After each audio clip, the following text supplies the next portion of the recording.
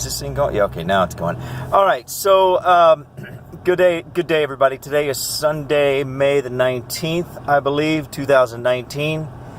And somewhere around May the 19th, could be the 18th, could be the 20th, but I believe it's the 19th. It's a Sunday. And I just want to give a little, I love to make videos, first of all. But hopefully I won't ramble too much or get off topic too much. But I'm in St. Petersburg, south side St. Petersburg. I just dropped off a friend of mine that I pick up for church. It's a long story. I'll try not to get too distracted down that road. But basically, he doesn't normally go on Sunday because he works at McDonald's. But today, his ride to work fell through, so he went to church with me today, even though he doesn't normally go on Sundays. Normally, he only goes on Wednesdays. But anyway, like I said, I don't want to get too distracted with all of that. So I just dropped him off. I'm way down on the south side, and there's a little bit of very interesting history down here. I wanted to share it with you. This is St. Petersburg, Florida. And in just a second, we're going to be driving by Al Capone's house. I don't know if you know this, but St. Petersburg used to be one of Al Capone's favorite stomping grounds. I used to live out in Shore Acres, which is extreme east St. Petersburg. Literally, it's on Tampa Bay, so you cannot go any further east once you get to Shore Acres. So I used to live out there, and Al Capone is said to have a house out there also. So he had a house down here in South St. Petersburg, and he had a house in East St. Petersburg. So obviously I'm assuming that when he lived out here that this might have been a dirt road, maybe, you know. Maybe if it wasn't a dirt road, it was probably just a very modest 2-lane road. You can see now that it's a 4-lane road. And, you know, there probably were not all of these houses around here. And there's a guy sitting out on his front porch, but that's it right there. There's a guy sitting out on his front porch, living in Al Capone's old house. And I'm trying to do this very gracefully without having a wreck. But this is said to be Al Capone's old house. And there used to be, well, I guess maybe there still is. I don't know if that house. There used to be a house behind his house. And it is said that there's a tunnel from the big house to the back house, the house in the back. I think they used to call them carriage houses. I mean, who knows? This is the block behind his house, so possibly his property extended all the way to this block. You know, back in those days. I mean, you just don't know. For that matter, he could have owned 5 acres of a plot of land here. But now this is a cobblestone road here, so maybe this is the way that 22nd Avenue South. Maybe this is what 22nd Avenue South used to look like when Al Capone lived here. So there's not very many cobblestone roads left in St. Petersburg, but there's a few. So there it is from side view. You know, it's a nice house. It's not super extravagant. There are some mansions over on Park Street, you know, that are really extravagant. But for the record, we're on the corner of 22nd Avenue South and 16th Street South in St. Petersburg, and that would be the southwest corner. A yellow brick house is said to be Al Capone's house. So you never know about rumors and whatnot and so forth. Things get confused over time, and maybe Al Capone never had a house in St. Petersburg. Maybe he did have a house, but this isn't the house. You know, you never know what the actual truth is. But I'm just telling you what the commonly shared rumor is, and I'm in an extremely bad situation here traffic-wise. Cars are going like 90 miles an hour. And I have my line of sight blocked by a bunch of traffic. So there's that. And then real quick also, I'll share just a little, if this video isn't getting too long. How long is it? 4 minutes? That's pretty long as far as videos go. Right up here is a church, St. Joseph's. This church is said to be funded by Al Capone for all perpetuity. In other words, that's how much money he gave to that church.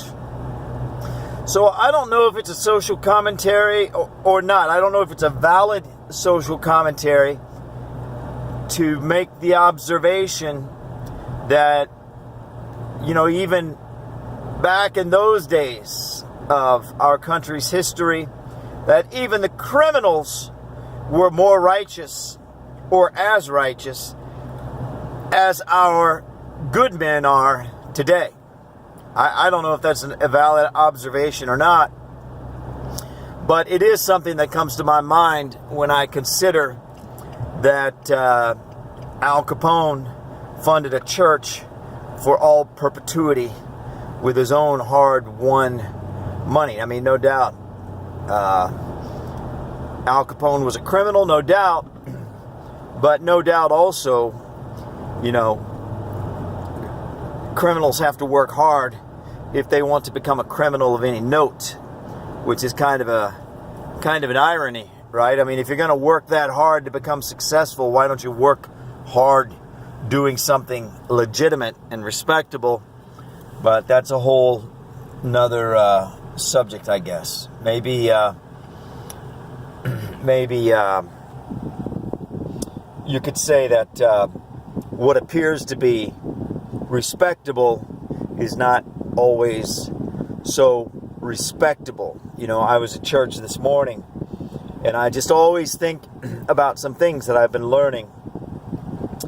That for example, the Freemasons, Albert Pike, very famous Freemason from maybe the 1910s or the 1920s, I'm not sure, somewhere way back in the day, the days of the OGs, right, the original gangsters. Albert Pike said that the Freemasons are a society within a society. So in the world of the occult, and I'm working hard to remember where I was so I can go back to it, so I don't get far off in diversion land or chasing rabbits land, and then I forget where I was before I diverted off that way. So I'm working hard to remember that. So Albert Pike said that the Freemasons were a society within a society, and apparently in the world of the occult, one of their driving principles is to have a thing within a thing. Now, I'm not a member of the occult. I'm not a practitioner of the occult. I'm not a Freemason. Freemasons are occultists. They worship Lucifer. But you have to remember they're a society within a society. So the people on the outside, the external society, have no idea what's going on. It's not as if you join the Freemasons and they sit you down and they say, hey, listen, now that you're a member, you paid your $45 or your $4,500 or whatever it costs to join or whatever. Now that you're a member, we just want you to know that we don't only raise money for children's hospitals and dog shelters and, orphans and single mothers and whatever they do. I know that's what you think we do. They don't sit you down and say to you, I know that's what you think we do, and that's why you joined. But now that you're a member, we're going to tell you what we really do. See? We worship Lucifer, and we have this external shell of a facade that we use to gain and keep legitimacy in the community so that we can do our dirty deeds, which are an expression of our obsession with gaining power, because they're a cult of power, right? Down in the basement, so to speak, or, in the dark. And it's interesting and very provocative and very poignant to me that every time I see a Freemason lodge, it's a building without windows. It literally looks just like a cult. The occult cult. It's all about deception. Even the members are deceived. Even the leaders are deceived. And you say, well, how far up the chain of command does the deception go? I would suggest, my personal conviction is that the deception goes all the way to the top. Indeed, it even goes to Satan himself. Even Satan is deceived, right? But they practice deception because it's the way that they gain power. But that is itself a deception. See, so it's all about deception. But the further up the chain of command you go, the more you're let in on the inner secrets. But again, you know, a saying that I made up, where their hearts are supposed to be, there's a rotten potato. And if you've ever smelled a rotten potato, it's a horrible smell. The core of their identity and what they are is rot and death and filth and, you know, just like a repulsive odor, you know. But, so why am I saying all that? Because I think the potential exists for people like Al Capone, who sort of, at least in the eyes of society at large, they turn to the dark side. But I think that there's a potential exists that the reason they do that is because they see the truth of the side of the light.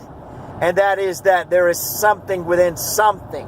All of these quote-unquote benevolent organizations, all of these charities, the Bill and Melinda Gates Foundation, the Clinton Foundation, all of these quote-unquote benevolent charities, there's something inside of them. There's a thing inside of a thing, right? There's a core of corruption. Where the heart of the institution is supposed to be, there's a rotten potato, or maybe a mountain of rotten potatoes, you know? And so their true devotion is to evil. They just use that outer facade as a tool or a mechanism, or like a curtain. I don't know what the right word is. Like a facade, I guess you'd say. A facade of legitimacy, which allows them to do what they actually do, which allows them to express their actual true expressions, which allows them to function according to their actual values. So it's a very It's very provocative. It's a very controversial. It's a very uncomfortable proposition. But the more you think about it, the more it makes sense. You know, like if you use the Bible as your standard of truth, the Bible presents God. If you read as an agent of goodness and transparency and decency and integrity and honesty, and Satan as a deceiver and a liar, and indeed even very explicitly as an angel of light, right? I mean, that, in other words, that's the way he presents himself. So anytime you see a church, anytime you see a charity, anytime you see a benevolent foundation, anytime you see a society, like these social clubs, they always have this pretentious air of community benevolence. And the fact of the matter is, you can't assume that they're evil. You cannot assume that, because maybe they're not, maybe they are exactly as they present themselves to be. But on the other hand, you cannot also assume that they are what they present themselves to be. I look at people like Max Lucado, and I don't know anything about Max Lucado. I have no actual knowledge. I only have intuition and suspicion that he is actually an agent of evil, and it's very provocative. But the more you think about it, I believe the more it makes sense, is that they run around establishing themselves as an authority on goodness, as an authority on righteousness, as an authority on benevolence, and then that platform that they build becomes the platform from which they launch great and profound and unspeakable evil. Unspeakable and profound and great in terms of scale and influence that they would never be able to accomplish without the platform of goodness. So the platform of goodness becomes a thing of evil. Okay, so now that brings me to an excellent point. So we've been watching this Amazon Prime series called Sneaky Pete. Great show. I mean, really profound, really amazingly well done. I mean, just really, really, you know, I don't know how the writers of these things come up with this stuff. I mean, it's just amazing. And there's so many of them too. I mean, just amazing literary and theatrical quality. But, and like I said, there's just so many, it's overwhelming. But one of the things that they said in that show, that Sneaky Pete, the character Sneaky Pete, said in the show was, he's trying to teach this basic idiot, basically the other guy's like an idiot. They were both in prison, and his cellmate was this guy who's a really, basically a dumb guy, you know. But Sneaky Pete is like a con man. He's a literal con man. I mean, they actually explain what a con man is. A con man is a confidence man. It's basically exactly what we're talking about here today, where the guy puts on these great and elaborate and rich and intelligent and intricate airs of expertise and authority and confidence. But when he himself knows that he's lying and that he's conning and that he's cheating and that he's stealing and that he's robbing, you know. So, I mean, and it's actually a good parallel to Al Capone. I don't know if I can fit all this into this video, but anyway. So one of the things he says in the show is that, and he's trying to teach the real Pete, okay, because Sneaky Pete's real name is Marius, okay, but Pete is the idiot. Marius is the genius con man, right? So Marius, who is the character Sneaky Pete, is trying to explain to the real Pete how you lie, successfully lie, because Marius needs Pete to lie. They have this con going. Their cons involve teams of people. It's not just Marius, it's actually teams of people. So he has this like group of people that he works with, and they all run these cons, you know. So, and they all have a different role. I mean, it's amazing. They all have their different roles to play in these cons. All right, so what Sneaky Pete says in the show, and again, Sneaky Pete is Marius. The real Pete is an idiot. He's not Sneaky Pete, but I'll not explain that again because I feel like I'm belaboring the point, but it's complicated, so I want to just emphasize it a few times. So what Sneaky Pete says in the show is that when he's teaching the real Pete how to lie, or trying to anyway, the real Pete is never going to get it because the real Pete he doesn't have the brain power to get it, you know. But what Sneaky Pete tells the real Pete is, you use the truth to tell a lie. I mean, listen, how amazing is that? That's how real liars lie. That's how they do it. I mean, this is amazing, right? So this is how these societies and these charities and these foundations and even these churches, that's how they commit evil. It's the exact same principle. They use good to do evil. Wow. I mean, this is like, capiche. I mean, this is like mind-blowing stuff, right? I mean, when you get in with really evil people, okay, they're not stupid, because stupid evil people don't last very long. I mean, if you go around doing evil, you know, and you're a liar and you're a cheat and you're this and you're that, I mean, you know, you're just not going to make it, man. I mean, you're not going to get very far. Somebody's going to take you out. You're going to do evil to the wrong person, and that's going to be the end of you, right? So if you want to do real evil, right, you got to be smart. You got to be like Marius. I think his name is Marius Josipovich. You got to be like Marius Josipovich. You got to use the truth to tell a lie. You've got to use goodness to do evil. You've got to talk about Jesus. You know, you got to put on a suit. You got to look shiny and sparkly. You got to be clean. You got to appeal to the ladies, you know, because the ladies will defend you. The ladies will defend a sparkling, beautiful wall, impenetrable wall of legitimacy around you, right? Because they like you because you're clean and you talk about good things, and the whole time you're using good to do evil. The whole time you're lying. You're telling the truth in order to lie, right? This is profound stuff. So I think that in the movies these days, there's a big push or a big emphasis on anti-heroes. And the definition of an anti-hero is someone who is ostensibly and pretentiously bad, but who is actually doing good. So I can't think of any exact... Well, I guess Batman would be a kind of an anti-hero because he lives in the dark and he's, he's rich and he's got all this technology and he's not really like an anti-hero is somebody the church lady would hate, but he's really a hero, right? Because he doesn't have that pretentious goodness.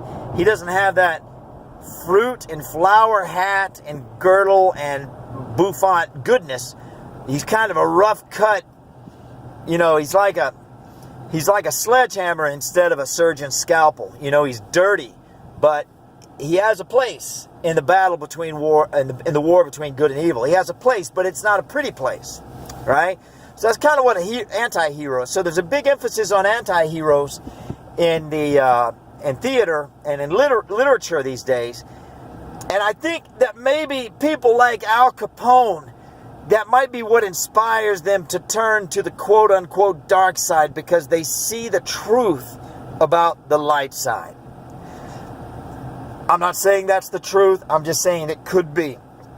I'm kind of like a collector of ideas. I mean, I don't really buy into any of them unless I don't have any choice. I'm not about believing. I'm about curiosity. I'm not about, putting down my flag and calling it mine. This is what I believe. I'm not about that. I'm just about contemplating and exploring and considering.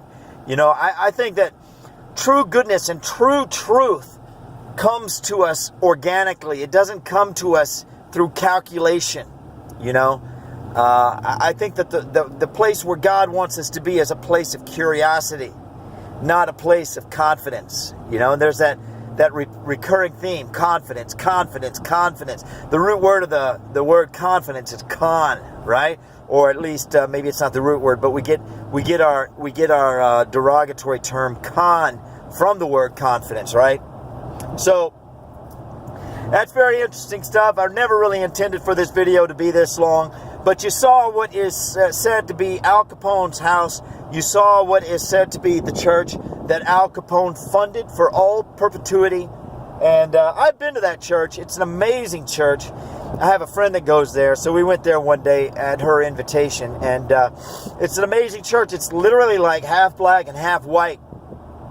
And the choir gets up there. It's half black, half white. Because if you don't know, south side of St. Petersburg is historically or stereotypically the black side of town. The African-American side of town. So there's a lot of soul down there, And so it's getting more mixed now. But, like I said, stereotypically from 10, 20, 30 years ago, that's what it was, more so than today. But it's literally like half black and half white. So the choir gets up there to sing, and they sing like literally a hymnal and then a gospel.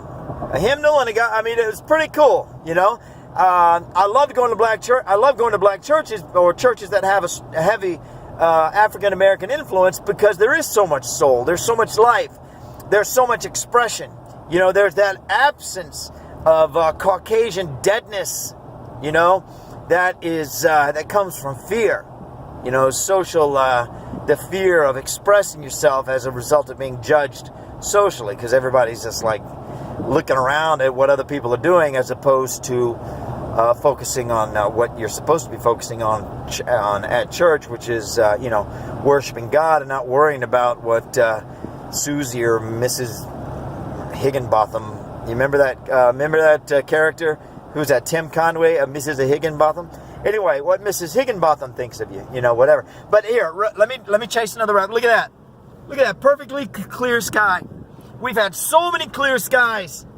Not 100%, but like 70, 80%. Ever since the Mueller Report came out, so many clear skies, man. These chemtrails are just getting choked out. It's amazing. Anyway, God bless you all. Thank you for watching my video. I hope you liked it. I hope you found something of interest here. If not a lot, something. And I hope you have a wonderful day. Thanks for watching. Bye.